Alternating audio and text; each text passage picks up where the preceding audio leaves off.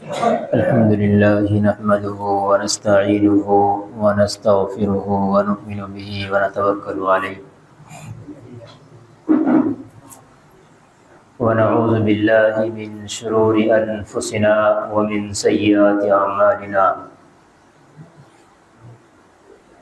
من يهده الله فلا مضل له ومن يضلله فلا هادي له ونشهد أن لا إله إلا الله وحده لا شريك له ونشهد أن سيدنا ومولانا محمدا عبده ورسوله صلى الله عليه وعلى آله وأصحابه وبارك وسلم تسليما كثيرا كثيرا. أما بعد فأعوذ بالله من الشيطان الرجيم. بسم الله الرحمن الرحيم. شهر رمضان الذي أنزل فيه القرآن هدى للناس وبينات من الهدى والفرقان. وقال تبارك وتعالى في مقام آخر إنا أنزلناه في ليلة القدر وما أدراك ما ليلة القدر ليلة القدر خير من ألف شهر تنزل الملائكة والروح فيها بإذن ربهم من كل أمر سلام هي حتى مطلع الفجر.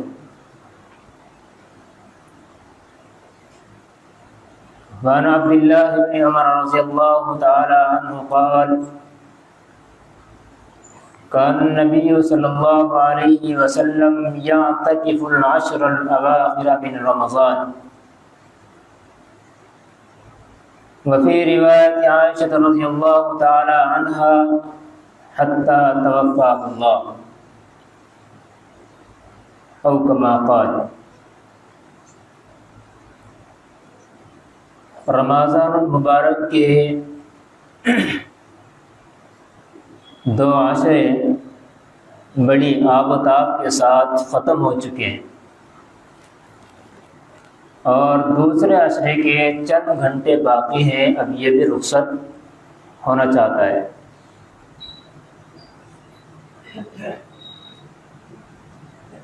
قرآن کریم کی آیات، نبی کریم صلی اللہ علیہ وسلم کی حدیث پڑھی ہے.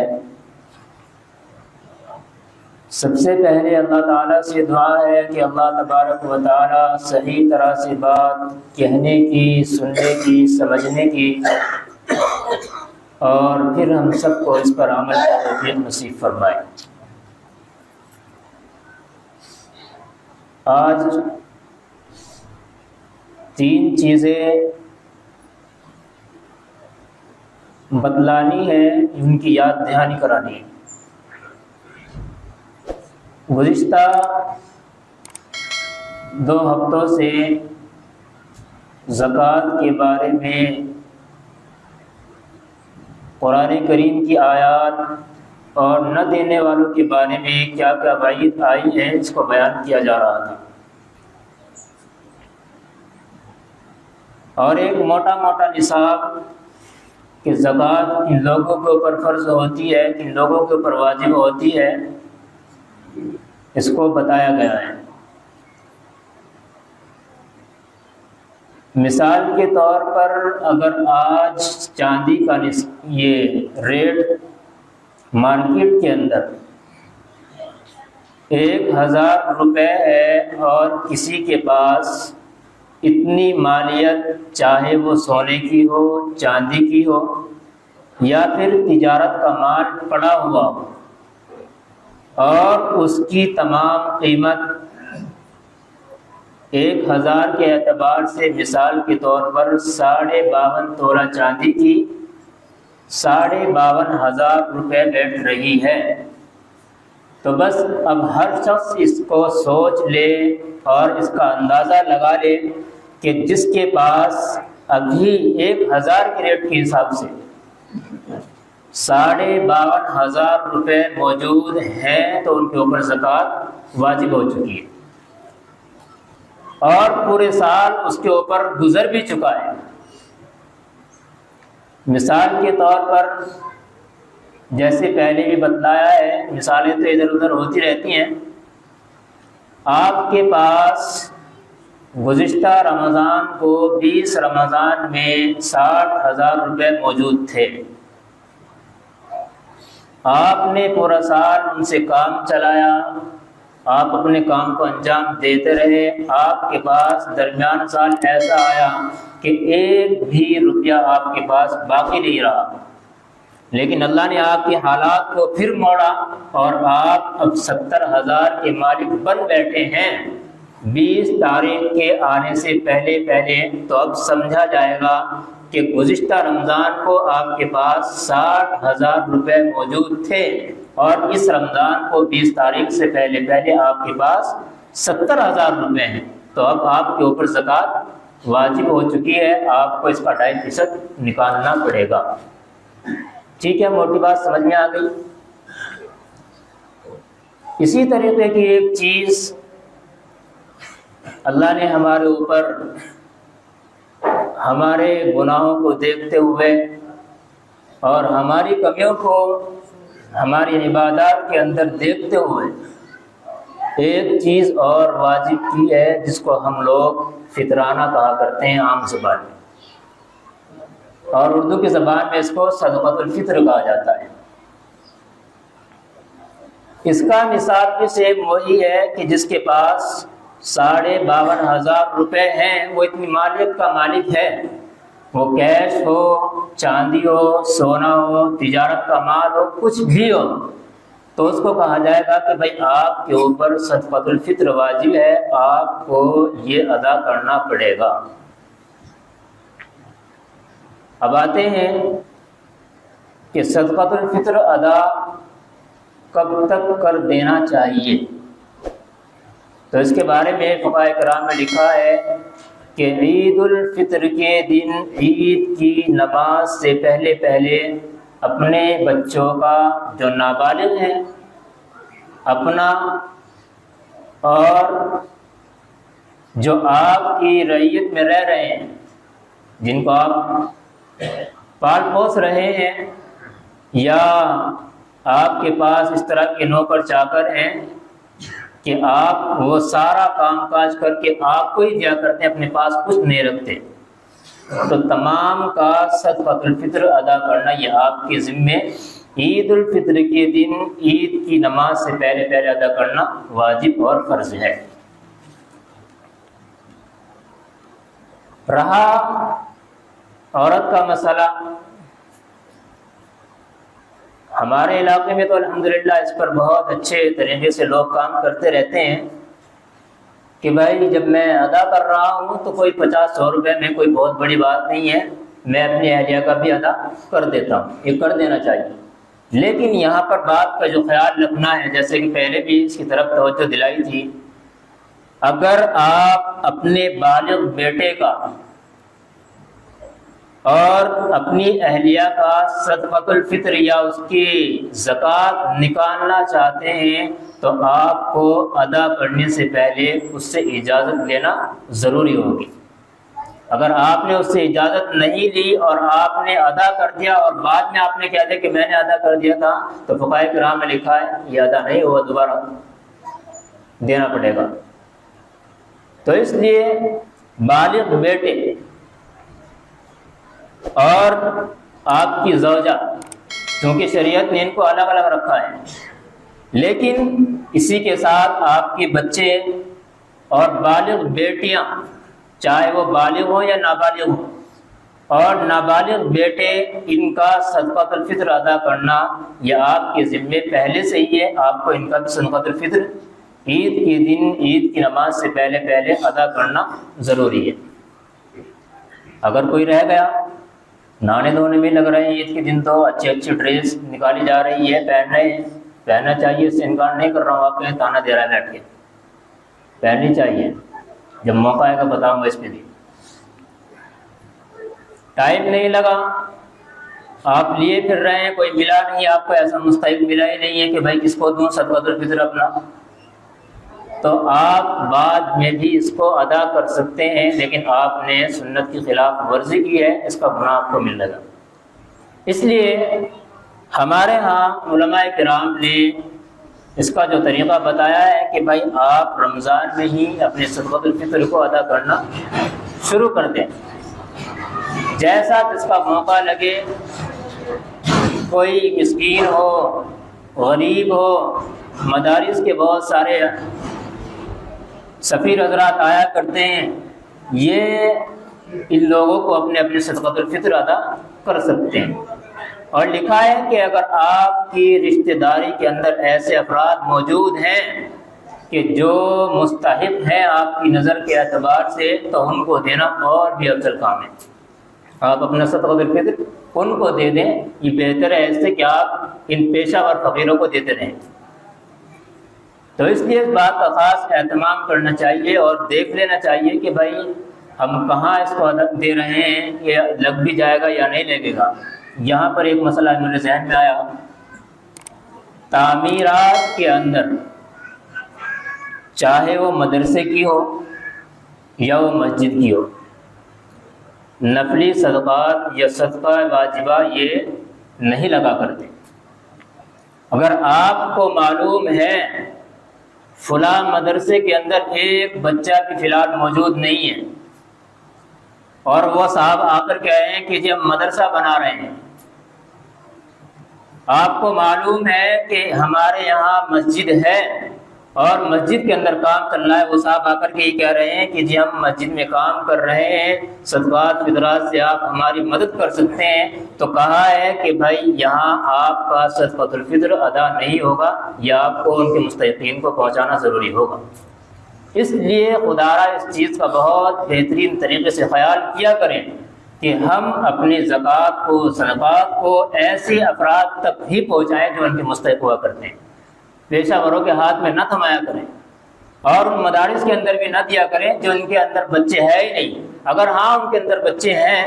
اور وہ ان کے کھانے کا انتظام کرتے ہیں، ان کے پینے کا، ان کے سونے کا انتظام کرتے ہیں، تو ظاہر ہے وہ بیچارے مستحق ہیں، وہ پڑھ رہے ہیں، تو آپ ان کو دے سکتے ہیں۔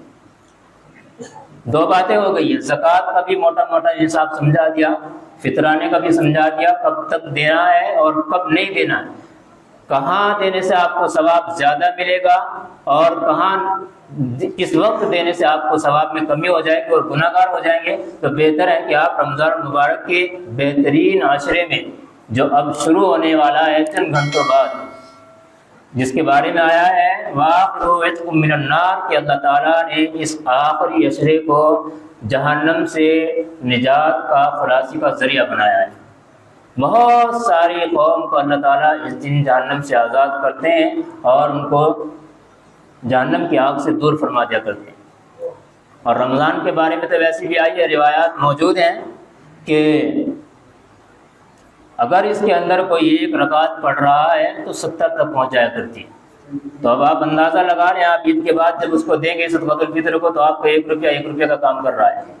اور یہاں آپ کا 70 کا کام کرے گا۔ آپ جب اس کو ادا کرو گے تو یہ ظاہر ہے اللہ تعالیٰ اخلاص کو دیکھا کرتا ہے، اس کے اندر وہ بہت زیادہ اضافہ بھی کر دیا کرتا ہے۔ بات آئی نصاب کا، پتہ چل گیا، ہر سال مستقل طور پر ایک تحریک چلا کرتی ہے کہ بھائی فطرانہ کتنے کا ہے۔ کئی نے رمضان کے شروع ہوتے ہی معلوم کیا کہ بھائی 50 روپے کا ہے، لیکن ابھی جو اعلانات نکلے ہیں ہمارے علاقے کے نجیب آباد ہے اور ادھر آپ کے دھامپور نگینہ وغیرہ ہے یہ، اور رامپور وغیرہ کی طرف، تو ان اعلانات کے ذریعے سے جو بات سامنے آ رہی ہے وہ یہ ہے کہ اس بار فطرانہ 55 روپے کا ہے، 60 روپے آپ احتیاطی طور پر ادا کر لیں۔ ایک بات اور یہاں پر لے کر کے چلو، ہمارے یہاں فطرہ صرف ایک چیز کو لوگ فوکس کیا کرتے ہیں، اور پھر یہاں پر سوال یہ کرتے ہیں کہ ہمیں تو پتہ نہیں چلا۔ بھائی آپ کے پتہ ہونے سے اور نہ ہونے سے کوئی شریعت کے کسی اصول کو توڑا نہیں جا سکتا۔ آپ صلی اللہ علیہ وسلم کے زمانے میں فطرہ 4 چیزوں کی 4 جنس سے ادا کیا جاتا تھا۔ نمبر 1 کھجور ہے، نمبر 2 جو، نمبر 3 یہ کشمش، اور نمبر 4 آپ کا گندم ہے۔ اور ہم نے کیا کام کر رکھا ہے کہ ہر کسی کو جو چھوٹے لیول کا امیر مانا جا رہا ہے شریعت کے اعتبار سے، اس کو بھی گندم سے ہانک رکھا ہے، اناج ہی دے رہے ہیں، اور جو درمیانے لیول کا ہے اس کو بھی ہم نے گندم میں لے رکھا ہے، جو اعلیٰ کوالٹی کا ہے، مالدار ہے، بہترین اللہ نے اس کو مال و دولت سے نواز رکھا ہے، وہ بھی گندم ہی دے رہا ہے۔ تو بھائی یہ ایک ایسا ہی ہے، کسی صاحب نے بھی ایک ویڈیو بنائی، وہ بیچارے پیسے اکٹھے کرتے پھر رہے ہیں، پیسے اکٹھے کر رہے ہیں کہ بھائی رمضان ختم ہونے کو جا رہا ہے، امام صاحب کو کچھ دینا ہے، آپ میرے اوپر نہ تھوپ دے بھائی اس چیز کو، یہ میں ان کی بتا رہا ہوں جو بنائی تھی انہوں نے، کہ بھائی یہ لو 500 روپے، کہ چچا بس اتنے سے ہی کام چلا رہے ہیں، کہ 5 آدمی ہو گھر کے اندر، بھائی 5 آدمی تو ہیں گھر کے اندر، صرف ایک ہی گھر میں رہتے ہیں، 5 کے 5، کوئی بات نہیں، چلو جی وہ آگے چلے گئے۔ ابھی یہ بیچارے دروازے سے ہٹے تھے کہ دوسرا آ گیا، تو اس نے کیا کہا فوراً آتے ہی کہ چچا آج ہمارے یہاں افطاری کی دعوت ہے 1 آدمی کی، تو فوراً کیا کہہ رہا ہے، بس 1 آدمی کی، کہ جی ہاں یار ہمارے گھر تو 5 رہے ہیں۔ تو ادھر ہی ابھی جو پہنچے تھے انہوں نے سن لیا، جو یہ بھی 1 آدمی کی وہ کاٹ کے گئے رسید یہاں پہ، انہوں نے کہا اچھا 5 آدمی کی، تو رہتے تو ہم الگ الگ ہیں، وہ کہنے لگے الگ الگ رہتے ہیں، تو فوراً یہ آئے پیچھے، انہوں نے کہا اچھا چچا الگ الگ رہتے ہو تو لاؤ اور بڑھاؤ انہیں۔ تو بھائی ہم یہ کام نہ کیا کریں، کیونکہ جہاں ہمیں نکالنے کا وقت آتا ہے تو ہم کہتے ہیں ہم ایک ساتھ ہیں، ایک ہی پر اس کو تھوپ دیا کرتے ہیں کہ بھائی ٹھیک ہے بس اتنے ادا کر دیا سب کا ادا ہو گیا۔ تو ایسا نہیں ہمیں کرنا چاہیے، اگر ہمارا لینے کا موقع آ رہا ہے تب بھی ہم کھل کر کے کام کریں، دینے کا موقع آ رہا ہے تب بھی ہم کھل کر کے کام کریں۔ تو اس لیے اللہ نے جس کو صلاحیت دی ہے، اگر اس کو صلاحیت ہے کھجور کی تو 3.5 کلو کھجور کی قیمت صدقہ کرے، یہ واجب ہے۔ اگر اس کے پاس صلاحیت اتنی ہے کہ وہ کشمش کا ادا کرتا ہے تو تقریباً 1150 روپے بیٹھ رہی ہے 3.5 کلو کی، تو 1150 روپے ادا کریں، یہ فطرانہ بتا رہا ہوں۔ اور اگر وہ بالکل زیادہ نہیں ہے، صرف وہی جو 60-70 ہزار روپے میں نے بتائیں، اس کو زیادہ بڑا ریٹ نہیں کہا جائے گا کہ بھائی یہ پورے سال اتنے کا ہی مالک رہا ہے، تو بھائی اس کو ادا کرنا ہی کرنا ہے۔ تو اس کو کہا ہے کہ نصف سا گندم یعنی 2.25 کلو اناج، بعد میں کہا ہے کہ 2.5 کلو اناج سے اپنا صدقۃ الفطر یا اس کی قیمت صدقہ کرے۔ سمجھ میں آئی نا بات؟ تو اب ہمیں اس کے اوپر زور دینا ہے، اس میں فقراء کا بیچاروں کا فائدہ بھی ہوگا، اور آپ لوگوں کو انشاءاللہ جب آپ اس کو چلائیں گے تو ایک اچھی سنت ادا کرنے کا آپ کو اس میں ثواب ملے گا۔ تو ایک ہی لاٹھی سے سب کو گیہوں پر لگا دینا اور وہی 55-60 روپے لے کر کے ہر آدمی ادا کر رہا ہے، بھائی یہ اچھی چیز نہیں ہے۔ تو اس میں بڑھ چڑھ کر کے حصہ لینا چاہیے اور دیکھنا چاہیے کہ بھائی کون کس لیول کا ہے، اس حساب سے ہمیں کام کرنا چاہیے۔ یہ بات فطرانے کی ختم ہوئی ہے۔ اب میں موٹی بات کہ عشرہ آج ختم ہونے کو ہے اور تیسرا عشرہ انشاءاللہ آج شروع ہو جائے گا۔ میں نے ابھی بخاری شریف کی حدیث پڑھی ہے، آپ صلی اللہ علیہ وسلم نے رمضان کے آخری عشرے میں 10 دن کا اعتکاف کیا ہے۔ اعتکاف کہتے کس کو ہیں؟ اعتکاف کہتے ہیں سنت اعتکاف، خاص وقت میں خاص مدت تک کے لیے انسان کو اپنے آپ کو خاص جگہ پر باؤنڈ کر دینا، اس کا نام اعتکاف۔ خاص وقت میں یعنی کہ رمضان کا مہینہ ہے، رمضان کے علاوہ سنت اعتکاف ایسا نہیں ہوتا، یہ واجب کے درجے میں آتا ہے۔ رمضان کے آخری عشرے میں مرد کا مسجد کے ایک کونے کے اندر یا مسجد کی کسی بھی جگہ میں، اور عورت کا اپنے گھر کے اندر 10 دن تک، یا یہ کہہ لیں کہ 20ویں تاریخ کے غروب آفتاب سے پہلے سے لے کر اور چاند عید الفطر کا چاند نظر آنے تک آپ کو اس جگہ پر رہنے کا نام کیا ہے؟ یہ اعتکاف ہے۔ عورت اپنے گھر کے اندر اعتکاف کرے گی، اس کو بھی جگہ بنا لینی چاہیے کہ بھائی وہ غروب آپ 20 تاریخ کی جو چاند کی تاریخ ہوتی ہے اس کا اعتبار کیا جائے گا، 20 تاریخ کے غروب آفتاب سے پہلے اس جگہ پر پہنچ جائیں، مرد مسجد میں پہنچ جائے اور عورت اپنے اس مقام پر پہنچ جائے، وہاں رہ کر کے وہ اعتکاف کرے گی۔ آپ صلی اللہ علیہ وسلم نے حضرت عائشہ رضی اللہ تعالیٰ عنہ فرماتی ہے اور حضرت عبداللہ بن عمر کی میں نے روایت پڑھی ہے، دونوں حضرات کہتے ہیں کہ آپ صلی اللہ علیہ وسلم نے پہلے عشرے کا بھی اعتکاف کیا ہے، دوسرے کا بھی اعتکاف کیا ہے، اور آپ نے تیسرے عشرے کا بھی اعتکاف کیا ہے۔ یہ اس وقت کی بات ہے کہ جس وقت میں یہ چیز منکشف نہیں ہوئی تھی، یہ چیز کھلی نہیں تھی کہ شب قدر کب آیا کرتی ہے۔ اسی وجہ سے روایات میں آیا ہے کہ آپ صلی اللہ علیہ وسلم نے 2 عشرے گزرنے پر اعلان فرمایا کہ لوگوں میرے اوپر آج شب قدر کو منکشف کر دیا گیا ہے، کھول دیا گیا ہے۔ تو میں کہہ رہا ہوں کہ جن حضرات نے میرے ساتھ پہلے عشرے کا اور دوسرے عشرے کا اعتکاف کیا ہے وہ تیسرے عشرے کا بھی اعتکاف کریں تاکہ ان کو شب قدر نصیب ہو جائے۔ تو اس سے پتہ چلتا ہے کہ ہماری 21ویں شب، 23ویں شب، 25ویں شب، 27ویں شب اور 29ویں شب، ان کے اندر زیادہ امکان ہوا کرتا ہے کہ اس شخص کو یا جو حضرات اس رات کے اندر جاگنے کا اہتمام کرتے ہیں شب قدر نصیب ہو جائے۔ اور شب قدر کتنی بڑی رات ہے، میں نے قرآن کریم کی آیت پڑھی ہے، انا انزلناہ فی لیلۃ القدر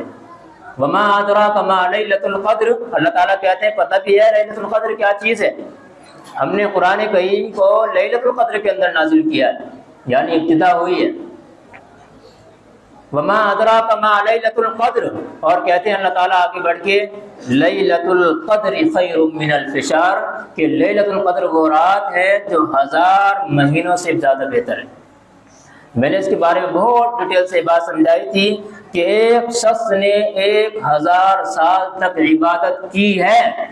اور ایک شخص وہ ہے جس نے صرف ایک رات عبادت کی ہے اور وہ رات شب قدر اس کو پکڑ میں آ گئی، تو اب یہ 1000 سال عبادت کرنے والے سے بڑھ چکا ہے اس اعتبار سے کیونکہ اللہ نے اس کو اتنی بڑی رات بنایا ہے۔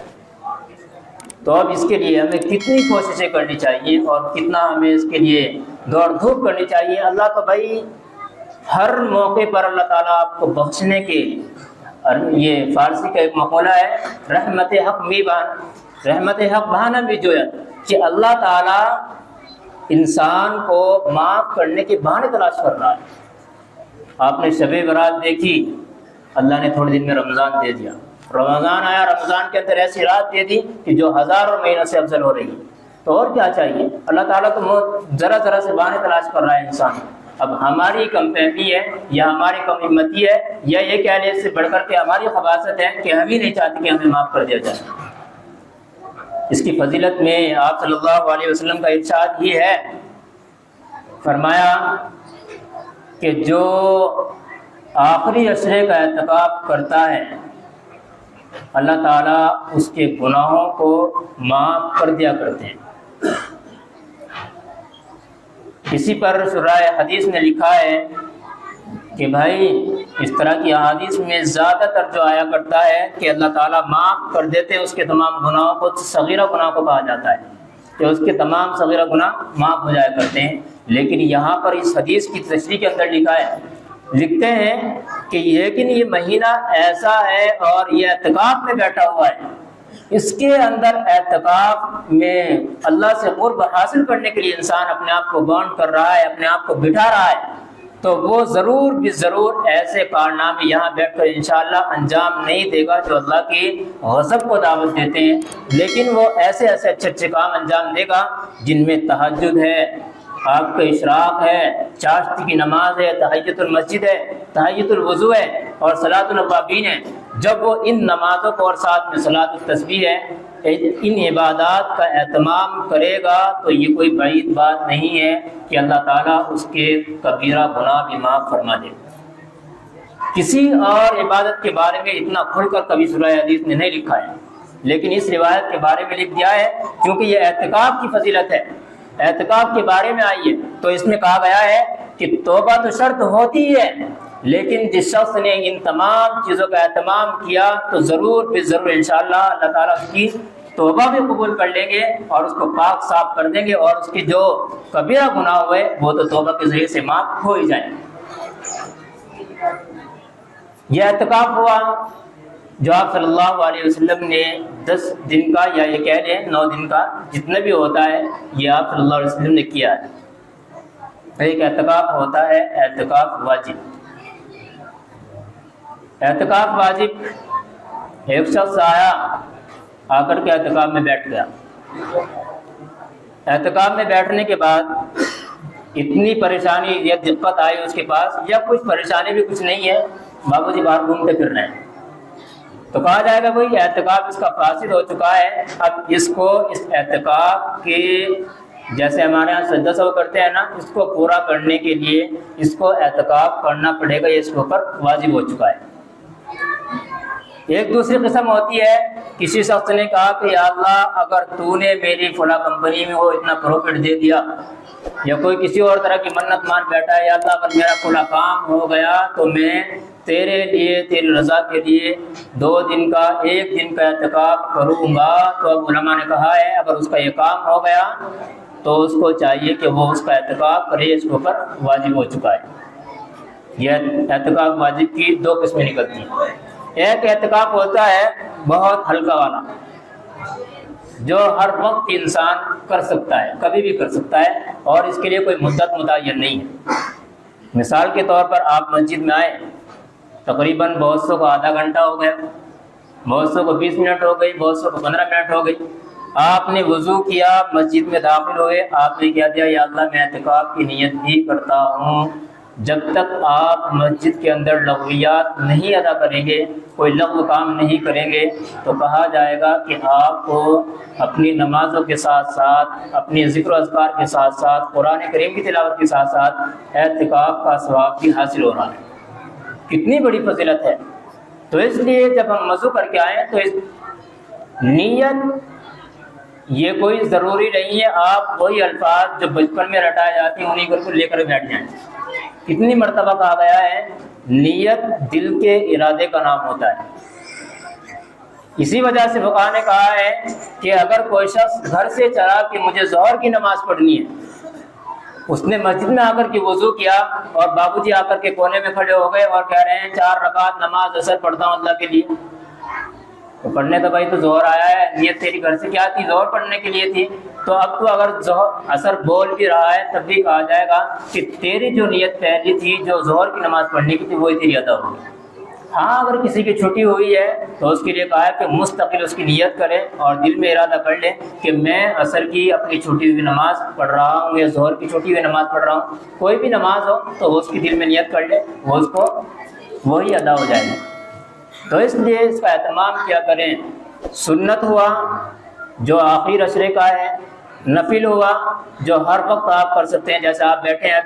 ابھی آپ نیت کر لیں تو آپ کو اعتکاف کا ثواب ملے گا۔ ایک ہوا واجب جو کہ منت کے طور پر ہوتا ہے، یا یہ کسی نے اعتکاف توڑ دیا اس کے طور پر اس کو پورا کرنے کے لیے ہوا کرتا ہے سہو کے طور پر، تو وہ واجب اعتکاف ہوا کرتا ہے۔ اچھا ہمارے یہاں جب بیٹھیں گے تو بہت ساری چیزیں ایسی ہیں جو بیچاروں کو معلوم نہیں ہوتی اور پھر وہ اس میں کشمکش کا شکار ہوتے ہیں، خاص طور سے جو فون بھی آتے ہیں ادھر ادھر سے کہ بھائی نائٹ فال ہو گیا، احتلام ہو گیا، کیا کریں؟ اعتکاف ٹوٹ گیا؟ تو نہیں بھائی، اس سے اعتکاف نہیں ٹوٹتا۔ بغیر کسی وجہ کے آپ ادھر ادھر جائیں اور کسی سے بات چیت کریں، آپ کو کوئی ضرورت بھی نہیں تھی تو کہا جا رہا ہے آپ کا اعتکاف تو نہیں ٹوٹے گا لیکن اعتکاف میں کمی آ جائے گی۔ اور اگر آپ مسجد سے نکل گئے بغیر کسی کام کاج کے جو آپ کا شرعی کام بھی نہیں تھا، مثال کے طور پر ہمارے یہاں غسل خانے کی کمی ہے، آپ کو نہانے کے لیے جانا ہے تو یہ غسل خانہ باہر ہوا کرتا ہے عام طور سے مسجدوں کا، تو آپ کو نہانے کے لیے جانا ہے تو آپ جلدی سے جائیں اور فوراً سے پہلے 5 منٹ کے اندر 3 منٹ کے اندر جتنی بھی جلدی آپ غسل کر سکتے ہیں فوراً غسل کر کے مسجد میں آ جائیں، وہاں رکنے کی آپ کو اجازت نہیں ہے۔ اسی طریقے پر آپ کو پیشاب کے لیے پاخانے کے لیے جانا ہے تو وہاں آپ دیکھ لیں کہ کوئی ہے تو نہیں. اگر وہاں کوئی ہے تو آپ مسجد کے اندر رہیں, وہیں بیٹھ کر کے اپنی عبادت کریں. اگر وہاں کوئی نہیں ہے تو بس فوراً جائیں, اپنی حاجت کو پورا کریں اور آ کر کے مسجد میں بیٹھ جائیں, اپنے ذکر اذکار میں لگ جائیں. اسی طرح لکھا ہے کہ بغیر کسی شرعی عذر کے فضولیات کے لیے آپ مسجد سے نکلیں. مثلا آپ کو صرف تسبیح پڑھنی ہے, آپ کو وضو نہیں ہے. آپ کو صرف درود پڑھنا ہے, آپ کا وضو نہیں ہے. اور آپ وضو, یہاں پانی ختم ہو گیا, اتفاق کی بات ہے, آپ وضو کا پانی لینے کے لیے باہر جا رہے ہیں تو کہا جائے گا بھائی یہ آپ کے لیے ضروری نہیں تھا, آپ اعتکاف کو خراب کر رہے ہیں اپنے. تو اس لیے اس کام کے لیے, چونکہ تلاوت کے لیے قرآن کریم کی اور سجدہ تلاوت کے لیے صرف وضو کی ضرورت ہوا کرتی ہے, ذکر و اذکار تسبیحات کے لیے وضو کی ضرورت نہیں ہوا کرتی. تو اس لیے ان تمام چیزوں کے لیے آپ باہر نہ نکلیں. تو بھائی ان تمام چیزوں کا محترم حضرات خیال رکھیں, اور وہ آج اپنا بستر